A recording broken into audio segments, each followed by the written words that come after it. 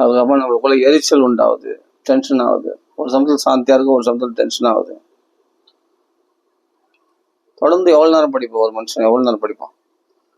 முடியாதுல, ரொம்ப கஷ்டம்.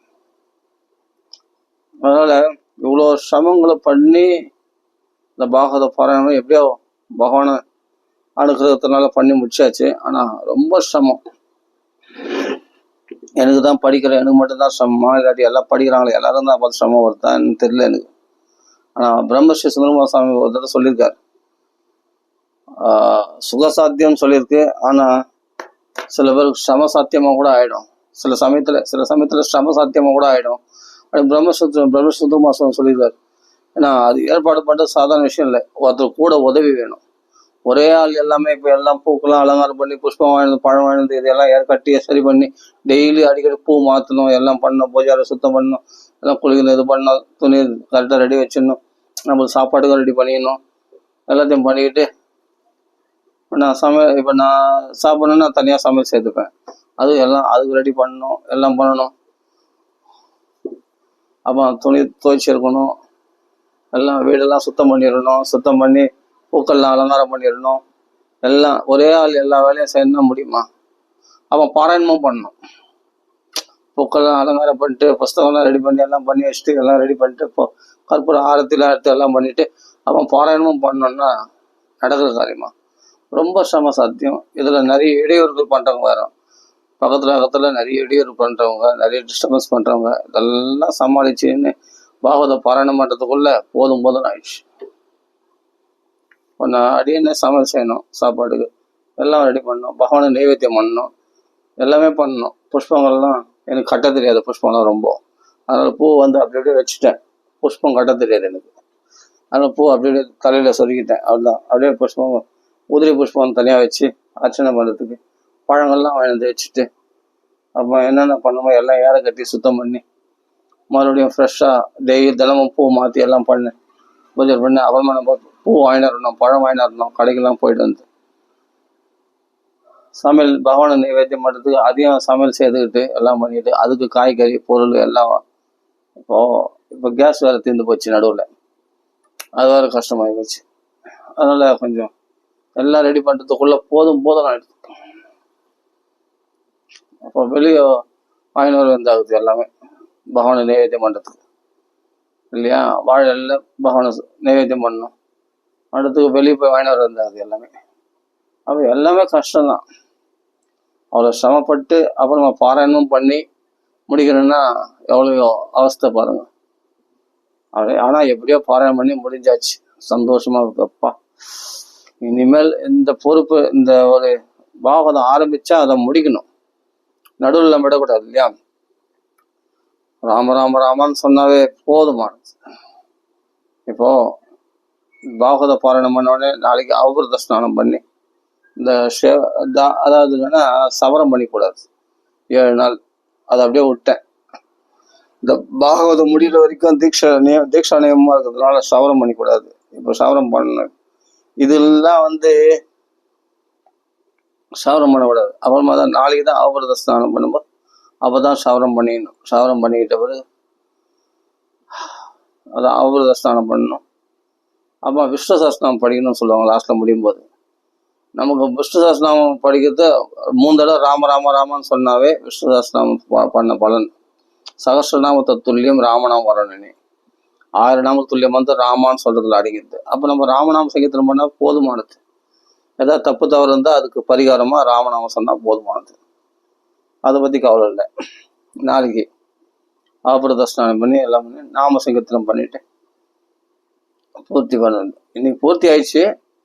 ராம ராம ராமன்னு சொல்றதுனாலே பூர்த்தி அழிஞ்சிச்சு, இல்லைன்னு சொல்ல வரல. ஒரே ஒரு பாக்கி என்னன்னா அவபிரத ஸ்நானம் பண்ணணும் நாளைக்கு, அவ்வளோதான். அப்போ சவரம் பண்ணிடணும் சரியா? அதனால தீட்சா நியமத்தோட பாகவத பாராயணம் பண்றவங்க சவரம் பண்ணிக்கூடாது. அதெல்லாம் பார்த்து எவ்வளோ இருக்கு கட்டுப்பாடுகள்லாம், அதெல்லாம் கடைப்பிடிக்கணும். அப்புறமா அதனால இவ்வளோ சிரமங்கள் இருக்கு, கொஞ்சம் நெஞ்சம் இல்லை, நிறைய சிரமங்கள் இருக்கு. பாகவத பாராயணம்னா சும்மா புஸ்தகம் திறந்து அப்படியே படிச்சிருது கிடையாது. அதெல்லாம் ரெடி பண்ணணும், பூஜைகள்லாம் ரெடி பண்ணணும், அதையெல்லாம் ரெடி பண்ணி சுத்தம் பண்ணி எல்லாம் பண்ணிட்ட பிறகுதான் பாகவத பாராயணம் பண்ணணும். அவர் நைவேத்தியம் வைக்கணும் பகவானுக்கு, ஏதாவது பழங்கள் வைக்கணும், எல்லாம் பண்ணணும். நிறைய இருக்கு. தீர்த்தங்கள்லேருந்து எல்லாம் ரெடி பண்ணி வைக்கணும். துளசி எல்லாம் ரெடி பண்ணி வைக்கணும். டைட்டாக இருக்கும் மேலே. அப்போ நடுவில் எங்கே பாராயணம் பண்ணுறது? அதுவும் ரொம்ப நேரம் எப்படி பாராயணம் பண்ணுறது? ஒரே ஆள் இவ்வளோ வேலையும் செய்யணும்னா முடியுமா? சமையலும் செய்யணும், எல்லாம் பண்ணணும். இல்லை அதுக்கு வாங்கினாவது வரணும்.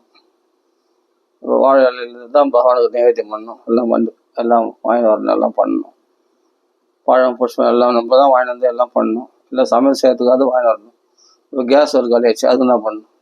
அப்போ வெளியே வாங்கிட்டு வந்தார். வாழை இலை, சாப்பாடு எல்லாமே பகவான் நைவேத்தியம் பண்ணுறதுக்கு நிறைய இருக்கு வேலை. ஒரே ஆள் எல்லா வேலையும் செய்யணும் அப்படின்னா கூட எனக்கு ஒத்தாசு பண்ண மாட்டாங்க. ஏன்னா எல்லாருக்குமே இந்த பாகவதத்தில் இன்ட்ரெஸ்ட் வருமா? வராது. அப்போது நம்ம யாரும் உதவி எதிர்பார்க்கறதும் இல்லை, நம்மளே எல்லாமே செய்துக்கிறது. நாம் ஒரே ஆள் எல்லாத்தையும் சுரட்டிக்கிறது, அவ்வளோதான். துணி வர அழுக்காச்சுன்னா உடனே துவைச்சி போட்டுடணும், அதையும் துவைச்சி பார்த்துக்கிட்டு அப்புறமா தான் பாகவத பாராயணம் பண்ணணும், எல்லாமே பண்ணணும். இவ்வளோ வேலைகளை ஒரே ஆள் செய்யணும். ஒரே ஆள் இவ்வளோ வேலையை செய்துட்டு அப்புறம் பாகவத பாராயணம் பண்ணால் எப்படி இருக்கும் யோசிச்சு பாருங்க. அப்புறமா இதில் வேறு டிஸ்டர்பன்ஸ் வேறு. அவங்க கத்தின்னு இருப்பாங்க, டமால் கேமில் அடிச்சுன்னு இருப்பாங்க, ரொம்ப தொல்லையாக இருக்கும். அப்போ தான் ஃபோன் வரும் எனக்கு. எல்லாத்தையும் ஈடு கொடுத்து பண்ணுறதுக்குள்ளே அப்போ தான் ஃபோன் ஸ்ட்ரக் ஆகும். ஃபோன் அடிக்கடி ஸ்ட்ரக் ஆகி அதை கட் பண்ணி போடணும். அதை துண்டு தான் இருந்து மெர்ச்சி பண்ணி போடணும். ரொம்ப சிரமம், ரொம்ப கஷ்டம். அது ஜிபி அதிகமாகும், ஹேங் ஆகும். ஜிபி அதிகமானா ரெக்கார்ட் பண்ண அவ்வளோ கஷ்டங்கள் இருக்குது. இவ்வளோ சிரமப்பட்டு பாகவதம் படித்து முடிச்சாச்சு. எதுக்காக? உலக சமாதானத்துக்காக. அவ்வளோதான். அது ஒரு திருப்தி. உலக நன்மைக்காக நம்ம பண்ணியிருக்கோம் அப்படின்னு ஒரு சந்தோஷம், அவ்வளோதான். ஆனால் சிரம சாத்தியம், ரொம்ப சிரமங்கள் இது. டென்ஷன் ஏறும், அப்போ தான் பயங்கரம் கோவம் வரும், தேவையில்லாத டென்ஷன் வரும். எல்லாத்தையும் இவ்வளோ செயல் செய்யும் போதே டென்ஷன் ஆகிடும் கண்டிப்பாக. வீட்டில் பெண்கள்லாம் சின்ன வேலை செய்யும் போது டென்ஷன் ஆகிடுறாங்க இல்லையா? குழந்தைங்க மேலாம் எரிஞ்சி விடுறாங்க இல்லையா? அப்படின்னும் போது நம்ம எவ்வளோ எல்லா வேலைகளும் நம்ம இழுத்து போடுச்சுன்னா கண்டிப்பாக டென்ஷன் ஆகும். அந்த டென்ஷன் வேறு, மற்றவங்க வெளியில் இருக்கிறவங்க பண்ணுற டென்ஷன் வேறு, எல்லாமே ஒன்றா சேர்ந்து வரும்போது ரொம்ப கஷ்டமாயிடும். அப்போ அவ்வளோ கஷ்டப்பட்டு இப்படி முடியணுமான்னு கேட்டால் ஆமாம், முடிச்சாச்சு. இப்போ என்ன சொல்ல வரேன்னா, இவ்வளோ சிரமங்கள், இவ்வளோ மன உளைச்சல்கள், இவ்வளோ கஷ்டங்கள் பண்ணி அது தீக்ஷா நியமத்தோடு பண்ணி அது முடிக்கணுன்றதுலேயே குறியா இருந்தது. ஒரு சமயத்தில் சந்தோஷம் கொடுக்குது, ஒரு சமயத்தில் ரொம்ப. ஆனால் பாகவத படிக்க ஒரு சமயத்தில் சாந்தி கொடுக்கும், ஒரு சமயத்தில் ரொம்ப எரிச்சல் கொடுத்துரும், தாங்க முடியாது. அப்போ இதெல்லாம் பட்டு தேரணுமான்னு கேட்டால் அவசியமே இல்லை. பகவான் நாமா சொன்னாலே போதுமானது. அப்போ பாகவத பாராயணம் வச்சா இவ்வளோ சிரமங்கள் பட வந்துடுது. அதெல்லாம் பட்டா தானே தெரியும் இவ்வளோ சிரமங்கள் இருக்குன்னு. ஏன்னா இந்த சிரமங்கள் பட்டதுனால தான் இது நம்மளுக்கு ஒத்து வராது, செட் ஆகாது. ராம ராம ராம ராம அப்பா கொடுறான் அந்த அமிர்தத்தை. எப்பா போதுண்டா சாமி, பாகவதம் படிச்சது நான் பட்ட பாடலாம் போதுண்டா சாமி. பாகவதத்துக்கு ஒரு நமஸ்காரம், பாகவத தசைக்கு ஒரு நமஸ்காரம். பாகவதம் கதை கேளு, அவள்தான். கதை கேட்கறதோடு போயிடு, கதை பேசு, அவள்தான். சுவையாக 2-3 ஸ்லோகம் படிச்சோமா, அதையோட சுவையாக அனுபவிச்சோமா, அதோட போயிடணும். இந்த மூலப்பாராயணம் பண்ணுறதெல்லாம் ரொம்ப ரொம்ப ரொம்ப சிரமம். ரொம்ப சுத்தமாக இருக்கணும், ஆச்சாரமாக இருக்கணும், சுத்தமாக இருக்கணும். தீட்டு வரக்கூடாது. சந்தில் வந்து நம்ம அமங்கலமான இடத்துக்கு போகக்கூடாது. நிறைய விஷயம் தீக்ஷா நியமத்தோட ஃபாலோ பண்ணணும். ரொம்ப ரொம்ப கஷ்டம். பாகவத மூலப்பாராயணத்துக்கு ஒரு கும்பிடு, நமோ நமக. ஏதோ உலக நன்மைக்காக படிச்சு முடிச்சிட்டோம் நல்லபடியா. அந்த முடிக்கும் போது எவ்வளவு சந்தோஷம் கிடைச்சி தெரியுமா? பாகவதத்தை முடிக்கும் போது ஒரு பெரிய பலன் கிடைக்கும்னு சொல்லுவாங்க. அந்த பலன் இல்லை, எனக்கு பாகவதம் முடிச்சா போதும்னு அந்த முடிச்சதே பெரிய பலனான்னு நினைக்கிறேன். எப்பா ஒரு சாந்தி கிடைச்சது. எப்பா இந்த பாகவதத்தை அப்படியே மூலபாராயணத்தை அப்படியே யாரை கட்டிடலாண்டாப்பா நிம்மதியா. இனிமேல் நாமந்தான். இப்பதான் ராமநாமத்தினுடைய மகிமை அதிகமா புரியுது. அது எவ்வளவு சௌக்கியமா நம்மளை வச்சிருந்தது. இந்த பாகவத மூலப்பாராயணம் எவ்வளவு சிரமத்தை கொடுத்தது. ஆனா பகவான் நாமா நம்மளை எவ்வளவு சௌக்கியமா வச்சிருந்தது. ராமநாமம் எவ்வளவு சாந்தி கொடுத்தது, எவ்வளவு தபஸ், எவ்வளவு ஆனந்தம் இருந்தது, எவ்வளவு புத்துணர்ச்சி கொடுத்தது, எவ்வளவு அதிசயங்களை பண்ணுச்சு. அப்படியேப்பட்ட ராமநாமத்தை விட்டுட்டு இந்த மூலப்பாராயணன்ற சிரமத்தை எடுத்து நீ இவ்வளவு கஷ்டப்பட்டனே. சரி, மகான்கள் சொன்னாங்களே நம்மகிட்ட உலக சமாதானம் அடையிறதுக்கு, இது கலிதோஷத்துக்கு போகிறதுக்கு இந்த பாகவத பாராயணம் வசதின்னு சொன்னாங்க. என்ன முடியும்? ஒருத்தர் உதவி இருக்கணும். ஒரே ஆள் எல்லாத்தையும் பண்ண முடியாது. ஒருத்தர் மாற்றி மாற்றி படிக்கிறவங்களா இருக்கணும், இல்லாட்டி மற்ற வேலைகளை செய்கிறவங்களா இருக்கணும். நம்ம பாராயணம் பண்ண ஃப்ரீயாக நம்ம பாராயணம் பண்ண முடியும். எல்லா வேலைகளையும் இழுத்து போட்டுன்னு செய்துட்டு நம்ம பாராயணம் பண்ணால் ரொம்ப ரொம்ப கஷ்டம், ரொம்ப சிரமம். எல்லா வேலைகளையும் செய்யணும், பாகவத பாராயணம் ரொம்ப சிரமம். அதான் சொல்றேன், பட்டாதான் தெரியும் அவ்வளோ பாடுகள் இருக்குதுல்ல. சரி, போகட்டும். அப்போ இதுல இவ்வளவு சிரமங்கள் இருக்கு. ஆனா பகவன் நாமத்துக்கு ஒரு சிரமம் கிடையாது. இவ்வளவு ஆச்சாரமா எல்லாம் பூ வைக்கணும், புஷ்பம் வைக்கணும்லாம் கூட அவசியம் இல்லை. ஒரு திரவியம் வேணாம், இது வேணாம், சுத்தபத்தமா நம்ம இருந்தாலும் சரி இல்லைனாலும் சரி ராமராமான்னு சொல்லலாம். அதுதான் சுத்தபத்தமா இல்லாத பிறகு போறது இல்லை. நார்மலா எல்லாரும் சுத்தமா இருக்க மாதிரி தான் எல்லாரும் குளிக்க போறோம், சாப்பிட போறோம், பல் விளக்க போறோம். எல்லாமே நம்ம சுத்தபத்தமா இருக்கிற மாதிரி எப்பவும் இருக்கிற மாதிரி இருக்க போறோம். அவ்வளவுதான் நார்மலா.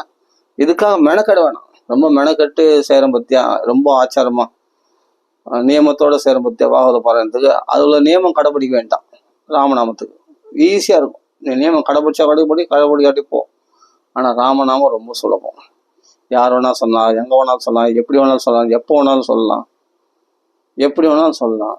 இந்த நியமம் இல்லைனாலும் பரவாயில்ல, சுத்தபத்தம் இல்லைனாலும் கூட, இல்லை டாய்லெட்ல கூட பகவன் நாமம் சொல்லலாம், ரெஸ்ட் ரூம்ல கூட, பாத்ரூம்ல பகவன் நாமம் சொல்லலாம், ஸ்மசானத்துல சொல்லலாம், தீட்டு காலத்துல பகவன் நாமம் சொல்லலாம். இது எந்த தங்கு தடவும், இது எவ்வளவு சுகமா இருக்குது, எவ்வளவு சுலபமா இருக்கு பாரு ராமநாமம். அப்போ ஆனா அதே பலன் கொடுக்கும். அதை விட வசதியான பாகவத மூலப்பாராயணத்துல என்ன பலனோ அந்த பலன் இந்த பாகவத ராமநாமத்துக்கு குத்துரும். அப்படின்னும் போது எப்பவுமே ஒரு சிரமப்பட்டாதான் இந்த ராமநாமத்துடைய மகிமை நமக்கு புரியுது. இந்த ராமநாமத்துல எவ்வளவு சௌக்கியமா இருந்தோம், சந்தோஷமா இருந்தோம், எவ்வளவு ஆனந்தமா இருந்தோம். இந்த ராமநாமத்துல நம்ம எவ்வளவு தபஸ் இருந்துச்சு. ராமநாமம் எவ்வளவு சந்தோஷத்தை கொடுத்தது, எல்லாத்தையும் அனுகூலமாகச்சு. ஆனா பாகவத மூலப்பாராயணத்தை மாறினோடனே எவ்வளவு பிரதிகூலமான இருந்தது எல்லா விஷயமும். சில விஷயம் அனுகூலமா இருந்தது, சில விஷயம்லாம் ரொம்ப பிரதிகூலமா. எங்க பார்த்தாலும் சண்டை, ஒரு டிஸ்டர்பன்ஸு, ஒரு சத்தம், பாராயணம் பண்ண முடியாம தடங்கள், ஃபோன் தடங்கள், இது மாதிரி தடங்கள் எல்லாம் வந்துன்னு எவ்வளோ கஷ்டத்தை கொடுத்தது. சின்ன சின்ன விஷயத்தெல்லாம் டென்ஷன் ஆகிக்கின்னு, தேவையா நம்மளுக்கு இதெல்லாம் சின்ன சின்ன விஷயம்லாம் அப்படியே டென்ஷன் ஆகிடும். எல்லாரு மேலேயும் எரிஞ்சு விடும். நல்லவங்க கெட்டவங்க பார்க்காம எல்லாரு மேலேயும் கோவப்படுறது, இதெல்லாம் ஏன் வருது? பாகவத பாராயணம் பண்ணும்போது எவ்வளோ பிரச்சனைகள் வந்தது, இவ்வளோ டென்ஷன் வந்தது. போதுமா? இருக்கிறத சொல்றேன், ஓப்பனா சொல்றேன், நடந்த விஷயம் நான் அனுபவிச்சு ரொம்ப இப்போ நான் கொதிக்கிறேன். நான் ஏன்டா மூலப்பாராயணம் பண்ணணுமோ ஏன்டா மூலப்பாராயணம் பண்ணணுமோ அப்படின்ற அளவுக்கு ஆகிப்போச்சு எனக்கு. ஆனா உலக நன்மைக்காக பண்றோம், அது எப்படியாவது பூர்த்தி பண்ணி ஆகணும், நடுவில் விடக்கூடாது அப்படின்ட்டு பூர்த்தி பண்ணியாச்சு. அது நல்லதுதான். அதுக்கு அந்த ஒரு சந்தோஷம் தான் எனக்கு. உலக நன்மைக்காக சமாதானத்துக்காக நம்ம பாராயணம் பண்ணுன்ற ஒரு சந்தோஷம் தான். அதுக்காக தான் சந்தோஷம். தவிர பாகவத பாராயணம் பண்ணி எனக்கு பக்தி வரணும், ராமநாமம் சொன்னா எனக்கு பக்தி வந்துடும். பாகவத பாராயணம் பண்ணி பக்தி வரணும் அவசியம் இல்லை.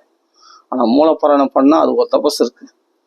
அப்ப அதை பண்ணும்போது எவ்வளவு சிரமங்கள் இருக்கு, எவ்வளவு கலிபுருஷன் எவ்வளவு தடங்கள் பண்றான், தேவர்கள் எவ்வளவு தடங்கள் பண்றாங்க, சுற்றத்தில் இருக்கிற சுத்தி இருக்கிற எவ்வளவு பேர் தடங்கள் பண்றாங்க. நம்ம மனசே அவளுக்கு எவ்வளவு கொந்தளிக்குது, எவ்வளவு தடங்கள் பண்றது மனசு.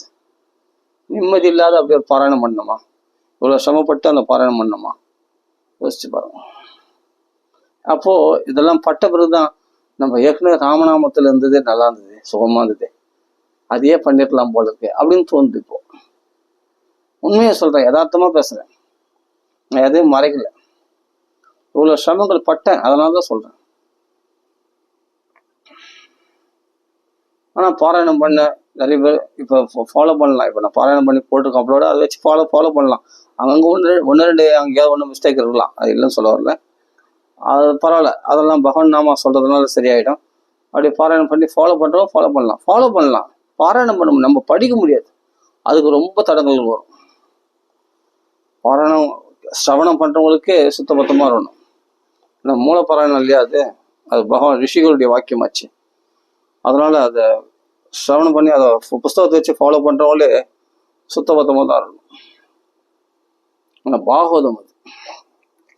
ஆனா பகவன் நாமத்துக்கு உனக்கு எந்த சுத்தபத்தமும் தேவையில்லை. இத்தனையும் மாம்ச பக்ஷணம் பண்றவங்க கூட பகவன் நாம சொல்லலாம், மதுபானம் பண்றவங்க கூட பகவன் நாம சொல்லலாம், துராட்சத்தில் இருக்கிறவங்க கூட பகவான் நாம சொல்லலாம். நாமத்துல எல்லாருக்கும் அதிகாரம் உண்டு.